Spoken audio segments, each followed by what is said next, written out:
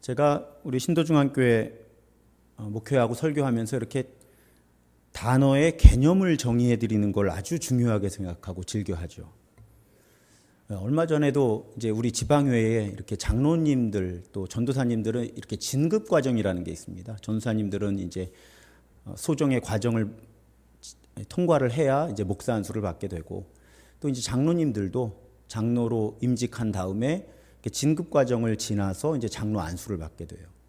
제가 이제 과정 위원이어서 이제 강의를 하고 이제 시험 문제를 내서 시험을 치르고 또 이렇게 구술 시험 같은 걸 봅니다. 그럴 때 이제 아쉬운 것이 이제 각 교회에서 뭐 우리 교회도 곧 새로 장로를 세워야 할 때가 오겠지만 각 교회에서 지금 장로의 자격을 갖추었다고 해서 이제 지방회로 추천이 되신 훌륭한 분들이신데 아주 기본적인 질문에도 대답을 못 하시는 경우가 많아요. 근데 그분들이 모르시는 건 아닐 거예요. 그런데 이제 개념을 정리해서 생각해 본 적이 없는 거죠. 또 그걸 말로 표현해 보신 적이 없는 거죠. 이제 그런 상황들을 제가 자주 접하다 보니까 이제 우리 교인들은 그래도 어디 가서 이게 뭡니까? 라는 질문을 받으면 뭐 정답은 없잖아요. 그냥 하나의 약속된 개념을 이렇게 좀 이해하고 있으면 이제 본인이 개념을 정리하고 이해하는 데도 도움이 되지만 설명하는 데 도움이 되니까 그래서 제가 이렇게 정의를 자주 내려드립니다. 예를 들면 영성 형성이라는 단어, 개신교회들이 많이 모르죠. 아직은 스피리추얼 포메이션이라고 하는 단어를 어떻게 정의해드렸죠? 아주 쉽게 우리가 예수님의 형상으로 빚어지는 과정입니다. 이렇게 설명을 드렸어요. 다만 우리가 예수님의 형상으로 빚어지는 과정인데 다른 존재들을 위해서, 그러니까 우리가 예수님의 형상으로 빚어지는 그 과정을 통해서 다른 사람들 포함한 모든 창조 세계가 도움을 받아야 된다는 거죠. 그것이 영성 형성의 개념이라고 말씀드렸어요. 그러니까 어디 가서 영성 형성이라는 단어가 나오면 그냥 예수님의 형상대로 빚어지는 과정입니다 해도 맞아요. 근데 거기다가 하지만 그 변화의 방향이, 빚어지는 방향이 다른 존재들을 위한 것이다 하면 더 적절하죠. 또 복음이 무엇입니까? 우리 그리스도교가 말하는 복음, 좋은 소식이 무엇입니까? 한마디로 하나님의 통치가 이루어진다는 것입니다. 이렇게 정의를 하면 맞습니다. 하나님의 정의가 이 땅에 이루어진다는 메시지가 좋은 소식인 거예요. 왜 복음이라 그래요? 왜 좋은 소식이라 그래요? 뭐가 좋다는 거예요? 할 때 하나님의 통치가 이 땅에 회복된다 혹은 하나님의 통치가 이 땅에 이루어진다는 좋은 소식입니다 하면 맞아요. 성경적이에요. 그런데 그 과정에 결정적인 역할을 하는 존재가 예수 그리스도죠. 그러니까 예수 그리스도의, 조금 있어 보이게 설명하면 예수 그리스도의 인격과 사역을 통해서, 그냥 그거 복잡하면 그냥 예수님을 통해서 이 땅에 하나님의 통치가 이루어진다. 그것이 우리 기독교가 말하는 복음입니다. 좋은 소식입니다. 이렇게 말하면 성경적이에요. 죽어서 천당에 간다는 소식이에요 하면 성경적이기는 한데 매우 부족한 답변이 된다고 말씀드렸죠. 하나님의 통치, 하나님의 나라라는 이야기가 들어가야 가장 성경적인 개념이 되는 거예요. 이걸 두 문장까지 만들면 기억하시기 어렵잖아요. 그러니까 한 문장으로 좁히는 거죠. 자, 제가 이렇게 정의를 내려서, 그리고 제가 늘 말씀드리잖아요. 더 좋은 정의를 만나게 되면 그때 바꿔드리겠다고. 그때까지는 그냥 이 정의를 기억하고 사용하시면 된다고. 근데 제가 지금까지 정의를 내려드리지 못하는 단어가 있습니다. 영성이라고 하는 단어예요. 제 전공인데도 정의를 내리기가 어려운 거예요. 한마디로. 지금까지 영성 형성을 정의했던 것처럼 혹은 복음을 정의했던 것처럼 한마디로 딱 떨어지게 정의하기가 너무 어려운 말인 거예요. 그냥 우리 쓰는 말이잖아요. 영성. 이번 시리즈도 예수님의 영성 쓰는 말이에요. 그리고 정의를 내리지 않아도 대략 무슨 말인지 아는 것 같아요, 우리가. 근데 막상 정의를 해보라고 그러면 말하기가 어려운 거예요, 이런 단어가. 그래서 제 숙제예요, 지금. 고민하고 있어요. 영성, 이 스피리추얼리티라고 하는 단어를 어떻게 한마디로 정의를 해서 나도 사용하고 우리 교인들한테 가르쳐 드릴 수가 있을까? 근데 오늘 한 가지 영성의 오해를 말씀드리려고 해요. 영성에 대해 흔히 갖기 쉬운 오해. 우리 흔히 영성이라 그러면 우리가 어떻게 하나님을 경험하는지, 그리고 하나님을 경험할 때 우리의 몸과 마음의 상태가 어떻게 되는지에만 초점을 맞추기가 쉬워요. 영성 그러면. 그런데 요즘에 제가 그래서 영성을 정의를 내리기 위해서 책을 하나 샀거든요. 이 책을 그래도 틈틈이 정독을 한 다음에 영성을 한 문장으로 정의해서 우리 교인들에게 알려드리리라. 그 책이 이제 필립 쉘드레이크라고 하는 분이 쓴 영성이란 무엇인가라는 책이에요. 영성에 대해서 아주 포괄적으로 쓴 책입니다. 사실 영성이라는 단어는 기독교 밖에서도 사용하는 단어고 심지어는 종교 바깥에서도 사용하는 단어이기 때문에 그래서 정의하기가 어려운 거예요. 근데 이 책에 보면 정의를 말씀드리는 게 아니라 영성의 속성 하나를 매우 중요하게 강조를 합니다. 영성의 어떤 속성을 강조하는가 하면 영성은 세상을 살아가고 일상을 변화시키는 방식에 관한 것이다. 굉장히 중요한 문제예요. 그러니까 아까 말씀드린 거죠. 영성이라고 하는 게 어떤 신을 경험하는 것, 또 신을 경험할 때 내 몸과 마음의 상태, 심지어는 성품, 여기까지 머무는 단어가 아니라는 거예요. 우리가 영성이라는 단어를 사용할 때는 내가 세상을 어떻게 살아가는가, 내 일상을 어떤 방향으로 변화시켜 가는가라는 그런 개념까지가 영성이라고 하는 단어에 들어있다는 거예요. 그러니까 한마디로 정의하기가 너무 어려운 거예요. 그래서 여러분 지난주에 우리가 어떤 주제를 살펴봤죠? 예수님의 영성 가운데 사회 정의. 아니 무슨 사회 정의가 영성입니까? 그래서 제가 막 예를 들어서 설명을 드렸잖아요. 정의라고 하는 측면이 얼마나 중요한 영성인가. 여러분 지금 영성이란 무엇인가라는 책에서 영성은 세상을 살아가고 일상을 변화시키는 방식에 관한 것이다. 이렇게 이야기하면 사회 정의는 굉장히 중요한 부분이 되는 거죠. 영성에 있어서. 그래서 영성에 대한 개념을 일단 넓히셔야 되는 거예요. 그렇게 볼 때 오늘 우리가 다루려고 하는 것은 예수님께서 공동체를 이루신 방식이에요. 이것도 영성이라는 거예요. 공동체 영성. 그럼 예수님은 어떤 공동체를 실제로 이루셨고 그런 예수님의 공동체 영성이 오늘 우리가 공동체를 이루는 방식에 어떤 깨달음을 주는가. 이것이 오늘 설교의 주제고 제목은 거창한데 여러분들 이미 너무너무 잘 아시는 얘기예요. 아까 기도 제목 나누면서도 충분히 사실은 오늘 설교의 내용이 전달이 되었습니다. 자, 한번 내용을 살펴볼게요. 여러분, 제가 그런 생각 한번 해봤습니다. 사실 그전에는 예수님께서 교회를 개척하지 않으셨다고 생각을 했었어요. 어떤 분이 그냥 그렇게 가르쳐 주셨는데 저도 고민 안 하고 그냥 그렇게 생각을 했던 거죠. 근데 가만 생각해 보니까 예수님께서 첫 번째 교회를 개척하신 거예요. 교회 성경 원어로 뭐라고 말씀드렸죠? 우리 교인들은 다 아셔야죠. 이제 에클레시아. 내가 너 베드로의 신앙 고백 위에 내 사람들을 모을 것이다 하셨잖아요. 예수님이 사람 모으셨잖아요. 적어도 12사도. 그러면 예수님과 12사도의 공동체가 사실은 신약적인 의미에서의 첫 번째 교회라고 보는 게 적절할 것 같더라고요. 예수 때문에 모인 사람들이잖아요. 예수님의 에클레시아. 구약의 하나님 백성의 개념도 크게 보면 교회라 할 수 있지만 신약의 맥락에서 첫 번째 개척교회는 예수님과 12사도의 공동체겠구나. 제가 그런 생각을 해본 거예요. 이해가 되시죠?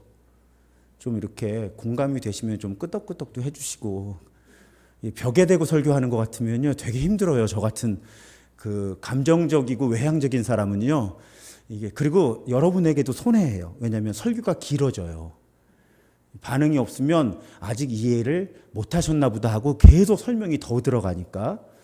자, 예수 때문에 모인 사람들, 예수의 에클레시아가 예수님과 12사도의 공동체라면 첫 번째 개척교회는 예수님이 세우신 12사도들과의 공동체다. 그렇게 전제를 해본 거예요. 그러면 그 교회가 개척되는 과정과 모습을 보면 예수님의 공동체 영성, 교회에 대한 예수님의 마음을 알 수 있다는 거죠. 먼저 중요한 것은 예수님께도 교회가 필요하셨어요. 예수님은 하나님이셨는데도, 또 사람으로 쳐도 완전한 사람이셨는데 그런 예수님도 교회가 필요하셨다는 거예요. 여러분, 혼자 신앙생활하는 것은 성경적이질 않아요. 그럴 수가 없어요. 하나님도 교회가 필요하셨는데요. 근데 우리가 뭐라고 교회가 필요 없어? 말이 안 되는 거죠. 예수님도 교회가 필요하셨다는 거예요. 예수님께서 12사도를 부르신 모습을 오늘 14절 15절에 보면 이렇게 표현하더라고요. 이는 자기와 함께 있게 하시고 또 보내사 전도도 하며 귀신을 내쫓는 권능도 가지게 하려. 제가 그동안 이 본문 해석하면서 줄곧 그 부분만 강조했어요. 예수님이 사도들을 왜 모으셨는가? 하나님 나라 복음도 선포하게 하고, 지난 주일에 말씀드렸죠. 하나님 나라 그 복음의 선포는 악한 영을 내어쫓는 것과 떨어질 수가 없다. 왜? 구속과 해방의 개념을 이해한다면 그 사명을 맡기시려고 12사도를 부르셨다에 주로 초점을 맞춰서 설교를 했어요. 그런데 앞부분을 제가 놓쳤더라고요. 자기와 함께 있게 하시고, 자기와 함께 있게 하시고. 그러니까 일 시키려고 12사도를 부르시기 전에 예수님은 공동체가 필요하셨다는 거예요. 예수님도. 예수님 함께하는 사람들이 필요하셨다는 거죠. 그래서 여러분, 이 말씀을 제가 오래 묵상했어요. 이 말씀을 오래 붙들고 있었어요. 이 말씀에 오래 머물러 봤어요. 그랬더니요, 교회는 예수 따라 사는 사람들이기 이전에 예수님과 함께하는 사람들의 공동체여야 되는 거죠. 그리고 논리적으로 함께하지 않는데 어떻게 따라가겠어요? 함께 해야, 예수님과 함께 해야, 함께 있어야, 함께 살아야 예수님을 닮아갈 수 있고 따라갈 수 있는 거죠. 예수님도 교회가 필요하셨다. 교회는 예수님과 함께하는, 동행하는 그런 사람들의 정체성이 뭔가 이렇게 어떤 삶의 원칙, 태도나 방향을, 어떤 소명과 사명을 말하기 이전에 우리가 예수님과 함께하는 사람들이라고 하는 정체성을 기억하는 것이 필요하다고 하는 것입니다. 예수님께도 교회가 필요하셨다. 그리고 그 교회의 모습, 여러분, 아주 다양한 사람들이 12명밖에 안 되는데 다 남자라는 것 빼놓고는 너무너무 다른 사람들을 모으셨어요, 예수님께서. 이 부분도 우리가 12사도 너무 익숙하니까 별로 고민하지 않았던 부분이기 쉬워요. 여러분, 아주 다양한 성격, 기질적 특성을 가지고 있었고요. 이 12사람이 정치적 성향도 달랐어요. 제가 몇 번 말씀드렸습니다. 자, 마태, 세리였잖아요. 세리가 어떤 사람들이에요? 로마 정권을 지원했던 사람들이에요. 공무원이에요. 어떤 면에서는. 그럼 유대인들 입장에서는 매국노죠. 그런데 오늘 본문에 가나나인 시몬, 가나나인 각주를 보면 아람어에서 온 말로 열심당원이란 뜻. 열심당원이 무엇입니까? 필요하다면 물리적인 방법, 폭력적인 방법을 사용해서라도 로마 정권에, 로마 제국에 저항한 사람들이 가나나인, 열심당원이에요. 그러면 마태와 정치적인 입장은 완전히 반대였겠죠. 아주 급진적인 보수와 급진적인 진보를 한 공동체에 묶으신 거예요, 예수님이. 12명밖에 안 모으시면서도 일부러 그러신 거죠. 일부러. 또 우리 성품, 기질 말씀도 드렸는데 MBTI가 어떤지 연구하는 사람도 있어요. 예수님 제자들의 MBTI. 제가 볼 때 별로 신빙성은 없어요. 자료가 뭐 성경밖에 없는데. 근데 여러분, 우리 한 가지는 쉽죠. 베드로하고 요한은 아주 다른 성품이었던 것 같죠. 우리 베드로는 성격이 급하죠. 행동이 먼저 앞서는 사람이죠. 분명히 외향적인 사람이었을 거예요. 그런데 예수께서 사랑하시던 자 요한은 아무리 생각해봐도 사색적이고 조용한 성품이었을 것 같아요. 그러니까 아주 외향적인 사람과 아주 내향적인 사람이 12명밖에 안 되는 사람들을 모으면서도 예수님은 다른 기질의 사람들을 부르셨다는 거예요. 그러면서 생각해 봤어요, 여러분. 예수님께서 이 다양한 사람들을 한 공동체, 한 개척교회로 모아 놓으시고 얼마나 힘드셨을까. 맨날 싸울 거 아니에요. 정치 얘기 나오면 쌈박질하고, 한 사람, 어떤 사람들은 너무 급해서 엄벙덤벙 사고 치고 다니고, 어떤 사람들은 속에 무슨 생각하는지 말도 표현 안 하고, 그런 12명이 섞여서 한단 말이죠. 같이 안정적으로 사는 것도 아니잖아요. 여러분, 여행 같이 해보면 그 사람 어떤 사람인지 드러나요. 그래서 올해 국내 성지순례는 1박 2일로 가려고 하는데 부담이 확 줄었어요. 왜냐하면 교인들 2박 3일 같이 있는 것보다 1박 2일은 부담이 훨씬 적거든요. 심리적인 부담이. 일주일 이상 여행을 같이 하면요, 반드시 부딪힙니다. 해봤어요. 교인들하고 여행을 많이 해봤는데 일주일이 넘어가면 불편함이 드러날 수밖에 없어요. 어떤 부분에서 드러나든지. 근데 지금 예수님과 이 12사도는 같이 여행을 했단 말이죠. 복음을 전하는. 얼마나 쌈박질을 했겠어요, 서로. 저도 담임 목사로서 아주 어려운 부분 중에 하나가, 아니 우리 교회는 문제가 별로 없어요. 그럼에도 제가 굉장히 곤두서 있는 부분이 뭘까요? 우리 교회는 어쨌든 계속 구성원들이 변화가 되고 있는 교회잖아요, 지금. 모든 모임에서 자기소개하는 교회잖아요, 우리 교회가. 여러분, 요 정도 구성에서 모든 모임에서 자기소개하는 교회인 것도 쉽지 않은 일이에요, 사실은. 어떻게 모이든지 서로 모르는 사람들이 있거든요, 우리 교회는 지금. 40 몇 년 된 장로님부터 3개월 된 분들이 같이 모여서 뭘 하니까, 우리 교회가. 그러니까 제가 굉장히 예민한 부분이, 어떻게 이렇게 많이 다른 분들이 다른 삶의 여정과 영적인 여정을 지나서 여기 모였는데 안 싸우고 덜 싸우고 한 공동체를 이루어가게 할까. 그래서 제가 예수님이 얼마나 힘드셨을까가 이해가 되는 거예요. 이렇게 기질이 다르고 정치적 성향도 다른 12사람 모아놓고 이 공동체를 목회하시느라고, 개척교회라니까 지금 12명, 교인 12명의 개척교회. 이 개척교회를 담임하신 예수님은 담임 목사로서 참 힘드셨겠다. 제가 그런 생각을 해본 거죠. 그런데도 예수님은 일부러 그렇게 다양한 사람들을 모으셨다는 거예요. 일부러. 분명히 예수님은 선택하실 수 있었잖아요. 예수님 마음에 맞는 사람, 또 자기들끼리 안 싸울 만큼 비슷비슷한 사람들로 12명을 꾸리실 수 있었음에도 불구하고 일부러 아주 다양한 사람들을 모으셨다는 거예요. 제가 요즘엔 그런 표현 많이 안 했던 것 같아요. 처음에 와서 기독교 무엇 이런 거 강의할 때 가끔 그런 말씀 드렸어요. 우리 교회 안에서 혹은 특별히 속회에서 나하고 아주 다른 사람을 만나거든 감사헌금 하시라고. 우린 보통 반대로 생각하죠.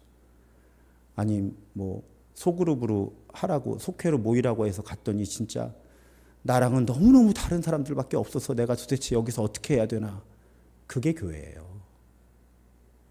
예수님이 신약 성경에서 첫 번째 개척하신 교회가 그렇게 다른 사람들의 모임이었다는 거죠. 그러니까 다양한 사람들이 모일수록 아름다운 예수의 몸이 만들어지는 거예요. 그래서 제가 비빔밥, 재료 2가지인 게 맛있겠어요? 8가지인 게 맛있겠어요? 답 나오는 거잖아요, 이게. 잘만 섞이면, 또 장만 맛있으면. 재료가 다양할수록 맛있잖아요. 그러니까 우리 교회는 생각을 바꿔야 돼요. 아, 여기는 나하고 정말 비슷한 사람들이 많아서 교회가 너무 평안하고 좋아. 성경적이지 않아요. 우리 교회에서는 어떤 이야기가 나와야 돼요? 정말 이해 못하는 다른 사람들이 참 많은데 그래도 같이 있다 보면 좋아. 이렇게 돼야 되는 거죠, 우리 교회는. 비슷해서 좋아하는 교회가 아니라 너무 달라서 좋아하는 교회가 돼야 되는 거예요. 예수님이 그런 교회를 개척하셨으니까요. 그리고 예수님이 계속 이 다양한 사람들의 개척교회를 붙들고 고생하시면서도 그 교회를 지키셨다는 거죠. 승천하실 때까지.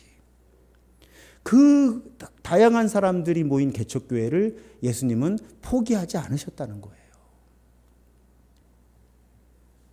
요한복음 17장에 보면 예수님의 고별 기도라고 부르는 본문이 나와요. 요한복음 17장에. 근데 왜 고별 기도라고 부릅니까? 예수께서 이 땅에서의 사명을 마치시기 직전에 기도하신 기도문이어서, 근데 이 기도문에 보면요, 반복해서 기도하시는 내용이 있어요. 11절에 보면 우리와 같이, 여기 우리는 삼위일체 하나님이에요. 성부, 성자, 성령 하나님. 우리와 같이 그들도 하나가 되게 하옵소서. 근데 21절에서도 그들도 다 하나가 돼요. 22절에서도 우리가, 그러니까 하나님, 성부, 성자, 성령이 하나가 된 것 같이 그들도 하나가 되게 하려 함이니이다. 23절에도 그들로 온전함을 이루어 하나가 되게 하려. 보세요. 예수님의 고별 기도의 제일 중요한 기도문은 교회가 하나 되게 해달라는 거였어요. 근데 그 하나됨은 서로의 정체성을 포기하고 비슷비슷한 사람만 모여서 하나가 되는 게 아니라 아주 다른 다양한 사람들이 모여서 하나가 되는 거예요. 그것이 교회를 향한 예수님의 고별 기도였다는 거죠. 예수님의 소원이신 거예요. 우리 하나님께서 한 분이시면서도 세 분이시고 세 분이시면서 한 분이신 것처럼 예수님의 교회도 하나가 되어 하나님 안에 있어야 한다고 예수께서는 기도하신 거죠. 하나가 되기 힘든 사람들이, 하나가 되기 힘든 다양한 사람들, 다른 사람들이 하나가 되어서 하나님 안에 있는 것이 교회예요. 우리가 그런 교회를 이루어야 하는 거죠. 한때 한국에 교회 성장하기 지배할 때 동질 집단 이론이라는 게 있었어요. 비슷한 사람들을 잘 묶는 기술이 있어야 교회가 성장한다. 여러분, 교회 성장을 위해서 성경의 원리를 포기하는 거죠. 예수님은 서로 다른 사람들이 모여서 공동체를 이루기 원하시는데, 교회는 성장하겠다고 비슷한 사람들을 잘 묶어서 성장하려고 한다면 왜 교회가 성장해야 되는지를 놓치고 있는 거죠.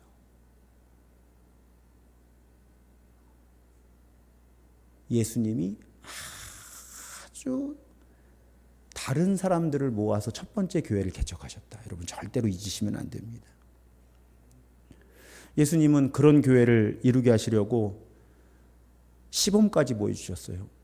어떤 시범? 발 닦아주는 시범까지. 당시의 문화로는 용납할 수 없는 그런 행동까지 하시면서 교회는 서로 자신을 낮추고 섬기는 공동체다. 예수님이 그것을 일깨워 주신 거죠. 자, 그러면 그런 공동체를 이루기 위한 영성, 두 단어로 압축해 봅니다. 우리 교회에서는 사실 너무 자주 사용하는 단어죠. 용납과 용서예요. 용자 돌림으로 기억하시기 쉽게 준비했습니다. 예수께서 추구하시는 공동체의 영성은 용납과 용서의 토대 위에 이루어지는 공동체인 거죠. 여러분, 복음서 우리 지금 통독하고 있잖아요. 웬만하면 덕스러운 얘기하고 싶으니까, 사실 오늘도 독설 같은 설교를 했지만, 그래도 웬만하면 좋은 얘기하고 싶으니까 제가 그래도 넘어가는 부분 중에 하나가 예수님의 제자들의 무지와 무능이에요. 우리 복음서 보면 예수님이 처음 개척하신 이 개척교회 사람들이 얼마나 무지하고 무능합니까? 아니, 예수님이 본인이 십자가 지고 죽으신다는 얘기를 세 번째 하는데도 엄마 앞세워가지고 예수님 우편 좌편 가지고 싸우는 수준이라니까요, 이 사람들이. 그리고 예수님 십자가 지실 때 그 밑에 누구 있었어요? 아무도 없었어요. 여성분들 몇 분 계셨죠. 다 멀찍이 있거나 도망갔던 거예요. 그러니까 예수님이 선택하신 그 첫 번째 개척교회는 사실은 예수님하고 3년 이상을 동고동락했다는 것까지를 고려할 때는 정말 더디 변화된 사람들이죠. 예수님이 얼마나 참으셨겠어요. 얼마나. 그래서 솔직히 복음서 읽다 보면 가끔 분노하시잖아요. 화내세요. 그래도 예수님이 그 개척교회를 포기를 안 하시더라는 거죠. 끝까지. 승천하실 때까지. 심지어는 오늘 본문에 사도들의 명단이 어떻게 끝납니까? 19절에 또 가룟 유다니 이는 예수를 판 자더라. 여러분, 심지어는 예수님께서는 자신을 배신해서 십자가에서 죽게 만들 사람도 그 공동체에 집어넣어 주신 거예요. 심지어는 가룟 유다의 배신이 명백해진 상황에서도 그 가룟 유다랑 한 밥상에서 밥을 드신 거죠. 전 못할 것 같아요. 밥이 안 넘어갈 것 같아요. 그럼 예수님이 얼마나 용납하신 거예요. 자, 용서라는 단어로 넘어가 보죠. 우리 가상 7원 중에 하나가 뭐였어요? 저들의 죄를 사해 주십시오. 또 제자들 다 도망간, 자기 삶의 자리로 다 흩어진 그 사람들 용서하신 가장 극적인 장면, 우리 수요 치유 예배에서는 몇 번 반복돼서 소개한 장면이죠. 부활하신 후 베드로를 찾아오신 장면. 네가 나를 사랑하느냐 3번 물으시죠. 많은 주석가들이 왜 3번 물으셨을까? 베드로가 예수님을 3번 부인한 것. 하지만 그렇게 예수님을 3번 부인한 베드로를 예수님이 다시 찾아오셨고, 네가 나를 사랑하느냐 3번 물으셨고, 내 양을 치라, 내 양을 먹이라. 사명을 새롭게 해주시죠. 그러고 보면 예수님께서는 베드로에게 70번씩 7번이라도 용서하라고 하셨고 본인이 실천하신 거죠. 여러분, 예수님께서 마태복음 6장에 주님의 기도, 주기도문 가르치시면서 우리가 우리에게 죄 지은 자를 사하여 준 것 같이 우리 죄를 사하여 주시옵고, 그리고 주님의 기도 마지막에 매우 강한 말씀을 하시죠. 14절, 마태복음 6장 14절과 15절에 보면 너희가 사람의 잘못을 용서하면 너희 하늘 아버지께서도 너희 잘못을 용서하시려니와 너희가 사람의 잘못을 용서하지 아니하면 너희 아버지께서도 너희 잘못을 용서하지 아니하시리라. 우리 교회의 핵심적인 고백 중에 하나죠. 하나님과의 관계, 다른 사람과의 관계는 서로 엮여 있다. 분리될 수가 없다. 예수님께서 주님의 기도를 가르치시면서 분명히 우리에게 일깨워 주신 거죠. 그러니 여러분, 예수님께서 개척하신 첫 번째 교회를 지탱하는 영성은 용납과 용서였다는 거예요. 그것도 아주 섞일 수 없는 다양한 사람들을 모아놓고 그 속에서 용납과 용서를 예수께서는 살아내셨다는 거죠. 우리도 그렇게 해야죠. 그러면 예수님께서 첫 번째 개척하신 교회를 지탱하는 영성이 용납과 용서였다면, 그래서 여러분, 부탁하옵기는 나하고 비슷한 사람들이 우리 교회에 많아지기를 기도하지 마시고 나랑 아주 다른 사람들이 우리 교회에 많이 왔으면 좋겠다. 아주 다양한 사람들이 우리 교회에 많이 모였으면 좋겠다. 갓 태어난 아기부터 100세 노인까지, 남자 여자 기왕이면 반반씩, 지금은 6대4, 여성 6, 남성 4인데 그것도 높은 거예요. 제가 볼 때는. 기왕이면 5대5. 또 다양한 직업에, 다양한 교단 배경에 아주 다양한 사람들이 우리 교회에 모였으면 좋겠다. 성격도 MBTI 16가지 유형으로 하면 다 골고루 나눠질 만큼 다양한 기질의 사람들이 모였으면 좋겠다. 그런데 예수님 때문에 하나가 될 수 있으면 좋겠다. 비빔밥처럼 아무도 자기 맛을 포기하지 않는데 다 섞이니까 참 신기한 맛이 나는 그런 교회. 예수님은 그런 교회를 꿈꾸셨다는 거죠. 근데 그런 교회를 이루는 영성은 용납과 용서. 나하고 다른 사람이 내 눈앞에서 내가 이해하기 힘든 말과 행동을 할 때 얼마나 참아내 줄 수 있는가. 얼마나 그 사람을 그 사람 모습 그대로 받아들여 줄 수 있는가. 그것이 용납의 영성이고요. 나한테 잘못하는 사람이 전제는 있어요. 좀 회개하는 신용이라도 하면 그건 좀 필요해요. 그러면 예수님의 가르침에 따라서 몇 번이고 용서해 주는 그런 공동체, 그런 교회를 예수님은 개척하셨었고, 지금 예수님의 교회가 그런 공동체를 이루기 원하시는 거죠. 그래서 책을 이렇게 그 예수님의 영성에 관한 이번 그 설교 시리즈의 자료로 삼는 책을 이렇게 읽는데 그런 문장이 있더라고요. 교회의 성숙도를 시험하는 기준, 교회의 성숙도를 시험하는 진정한 기준은 한 번만 아니라 필요한 만큼 용서해 주는 능력이다. 한 번만 아니고 필요한 만큼 용서해 주는 능력이다. 저는 용납이라는 단어도 함께 쓰고 싶습니다. 교회의 성숙도를 시험하는 진정한 기준은 얼마나 용납해 줄 수 있고 용서해 줄 수 있는가. 그것이 예수님의 공동체 영성이고 우리의 공동체 영성이 되어야 할 줄 믿어요. 제가 좋아하는 단어가 하나 있습니다. 여러분 들어보셨을 거예요. 우분투라는 단어 들어보셨습니까? 우분투. 그 남아프리카 공화국에 왜 심각한 인종차별을 화해와 회복으로 이끈 지도자 중에 데스몬드 투투 주교가 있죠. 그 주교 때문에 전 세계적으로 알려진 단어예요. 이게 정확한 해석이 쉽지는 않은데 제가 좋아하는 해석은 이 우분투라는 단어는 당신이 있기 때문에 내가 있습니다 라는 뜻이라고 해요. 당신이 있기 때문에 내가 있습니다. 교인들이 있어야 담임 목사가 있고, 또 목사가 있으니까 교인들이 있고, 교인들은 목사가 고맙고, 목사는 교인들이 고맙고, 남편은 아내가 고맙고, 아내는 남편이 고맙고, 청년들은 어르신들이 고맙고, 어르신들은 청년들이 고맙고.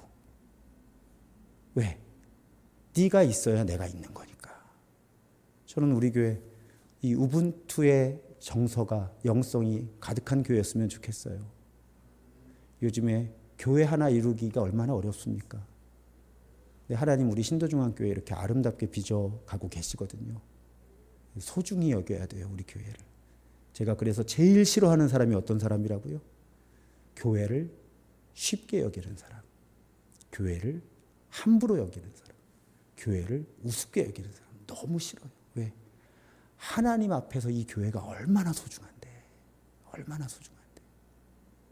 우리가 우분투의 마음을 가지고 당신이 이 교회에 있으니까 나도 여기 있습니다 하는 마음으로 그렇게 용납과 용서의 영성 위에서 교회를 이루시는 주님의 손길에 의해 더욱 아름답게 빚어지는 우리가 더욱 되기를 주님의 이름으로 부탁드리고 축복합니다.